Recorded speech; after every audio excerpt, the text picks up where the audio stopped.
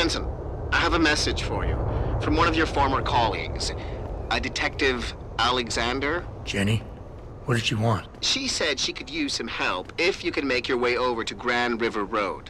And might I just add, as wonderful as it is to have you back at the office, I am not your personal dating service. Why not? What's the deal, baby? Need some? Come on, baby.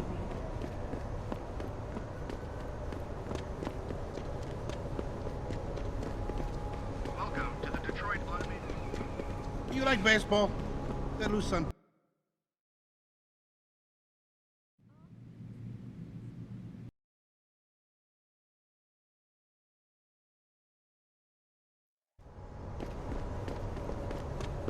Welcome to the Detroit Automated.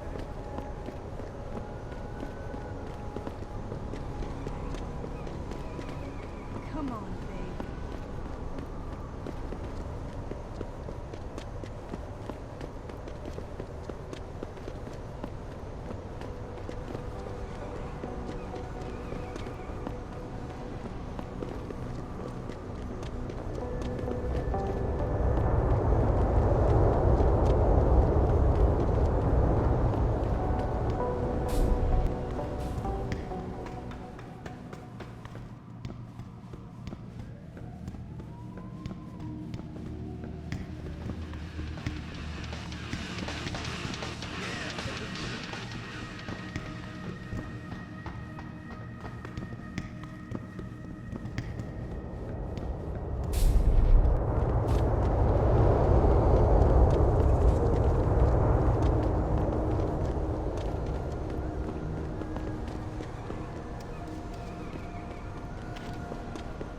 What's your pleasure, friend?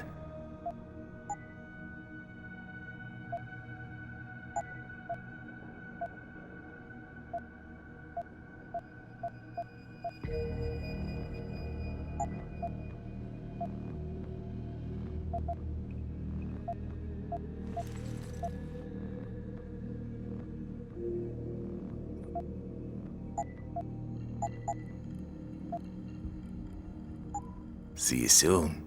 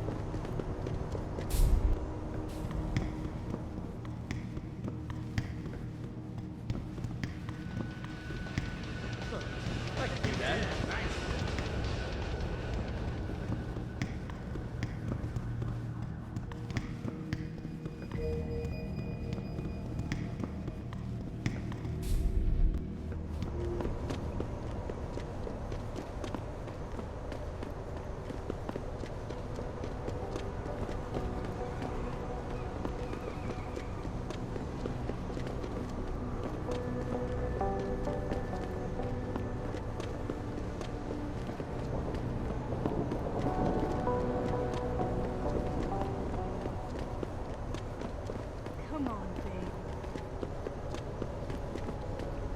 Welcome to the Detroit Automated.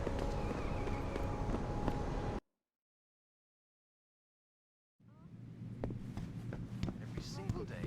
Have you found anything? Please, I've got to know what really happened to Megan. I've investigated all of Detective Chase's leads. You were right. Something was off with Megan's case. So, what did you find? An officer assigned to the case was asked to get rid of a major piece of evidence. Footage from one of our intellicams showed fuzzy images of the attackers bringing something inside the labs. What? What were they bringing in? I don't know. But for someone higher up to want that evidence gone, it must have been important. There were only 3 people who got out of the labs alive. Me and 2 others. One died in the hospital a few days later. The second one, a lab tech, was ready to give a detailed description of what he saw. Funny thing is, by the time the investigators got to him, he couldn't remember a thing. You sound like you don't believe that. I don't. Not from the reports I've read. I think someone got to him first. Someone in the government, a man named Manderley, ordered that a specially appointed medical examiner perform the autopsy. He bypassed the local ME. Simply put, that's not a good sign. It sure doesn't sound good. I got my hand on a test report that confirms what was bothering Chase. The attackers used excessive measures to make bodies and equipment unidentifiable. Oh my God, Megan. What do you make of this, Adam? I don't know exactly. I guess the idea was to leave no traces, no DNA evidence that would link back to them.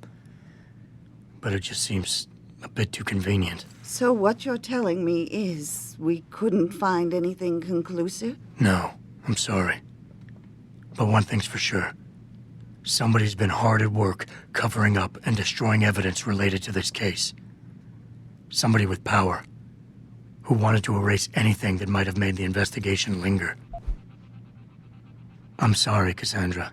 I wish I had more tangible answers to give you. But I did stumble on something I think you should have. I found Megan's bracelet. I'm sure she'd want you to have it. Oh, Adam, that's very kind of you. Her grandmother gave it to her. She loved that bracelet very much. Thank you for all you did. And, do you know exactly how Megan died? I read the reports. She didn't suffer, Cassandra. I can promise you that. Thank you, Adam. It's not much, but it still brings me some comfort. I miss her so much.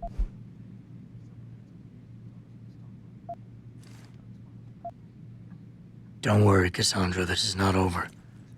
I don't know how or when, but I will get to the bottom of this. I knew I was right to trust you, Adam.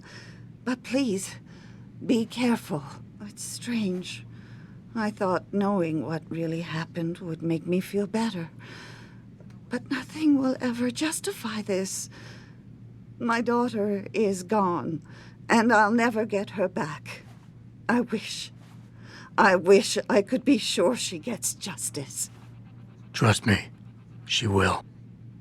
Back again to Detroit. Thank you, Adam. People were taken into custody this evening following yet another anti-augmentation